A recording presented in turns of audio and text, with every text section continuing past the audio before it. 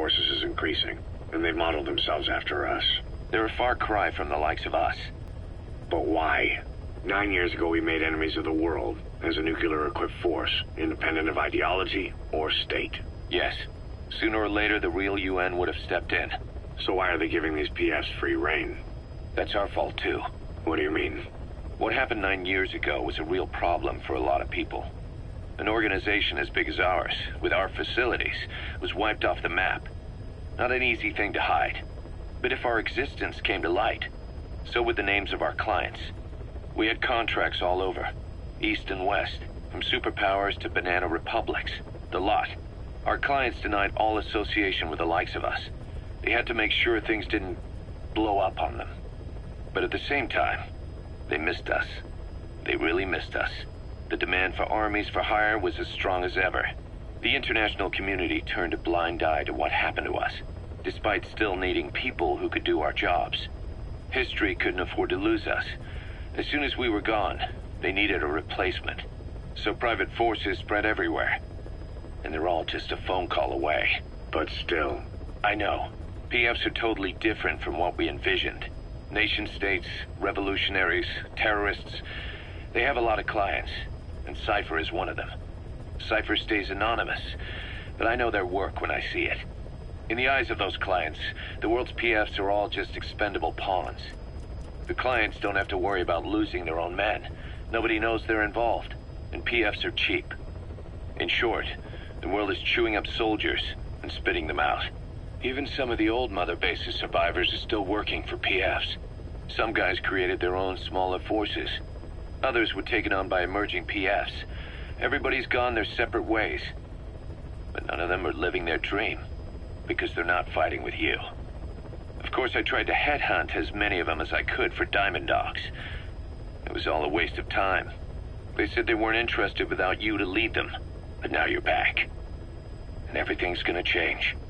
We'll unite all private forces under you, transcending nations and economies. What is a nation? Just a patch of dirt. The bonds among us will surpass nations, and that's what'll put the world under our control. We'll establish a new kind of country, redefine the very concept of it. Even Cypher will be below us, an extraterritorial federation of military nations. The United States of Force. Once word of Big Boss's return starts traveling, that'll be our true deterrent against Cypher. In other words, no one will dare to come gunning for you. How do you figure? Cypher lacks a large-scale fighting force.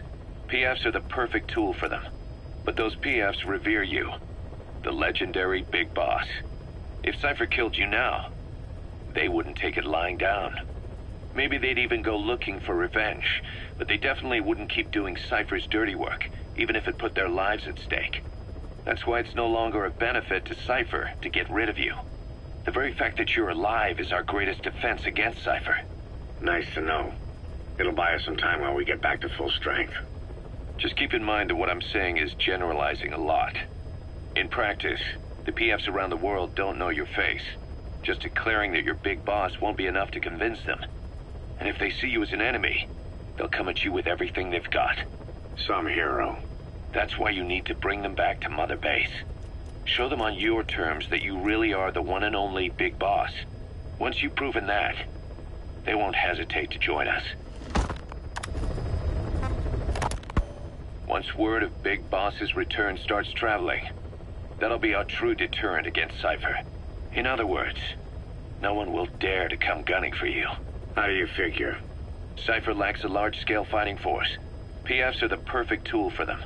But those PFs revere you, the legendary Big Boss. If Cypher killed you now, they wouldn't take it lying down. Maybe they'd even go looking for revenge, but they definitely wouldn't keep doing Cypher's dirty work, even if it put their lives at stake. Snake, do you remember Amanda? Yeah, I do. Their revolution was a success. Somoza resigned, and Nicaragua has a new government. Amanda's really working hard for her country to be reborn. Good for them. She says she wishes Chico could be there. That revolution was the dream. For Amanda, for Chico, and their father. That chopper was no place for Chico to die. I'd like to at least think history will remember his part in the revolution. When you pick up a gun, there's always a chance you'll die for nothing. He knew that as well as the rest. Now that he's gone, it's up to the rest of us to decide what it was all worth. If we don't, there's nothing to prove that Chico ever lived at all. We're his mark on the world. Amanda told us that Strangelove contacted her after the revolutionaries came to power in Nicaragua. Strangelove, the AI researcher from Mother Base? I remember her. We'd lost touch with her, till Amanda heard from her out of the blue. She told Amanda she wanted to salvage Peace Walker's drive parts, or something from the bottom of Lake Nicaragua. Amanda passed the request on to her friends in the new administration. She's a national hero now, after all. So Strangelove got a Soviet military aircraft to transport something to somewhere. But apparently the cargo wasn't big enough to have been Peace Walker itself. So what was it? Who knows? We recovered Peace Walker's nuclear warhead ourselves 9 years ago. What could Strangelove have been after? Amanda said she didn't mention what her reason was or where she was headed. Nicaragua is a socialist state now. And with Amanda vouching for her, the government didn't feel the need to concern itself with the details. All Strangelove told Amanda was that she was going to continue her research, and that the rest was a secret. Right before the attack, Huey was in the control tower to prepare for the inspectors. He was with them when it all went down. The control tower collapsed with the rest of its strut. His body was never recovered. But he was the one who met the inspection party when they arrived.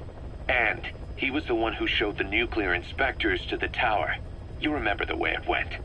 First he recommends we agree to the inspection. Then he gives them the okay without our permission. All the time acting as if he was doing us a favor. On top of that, he even had the guards disarmed that day. It would send the wrong message, he said.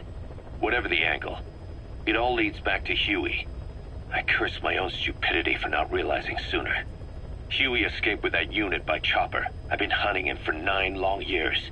The other reason I was operating around Afghanistan was to dig up his location. Huey's in Afghanistan? Yes, and I have a good idea where. Now we just wait for the right moment. This time, we'll be the ones using him. He's going to tell us who our guests really were that used a fake nuclear inspection to blast our home into the ocean.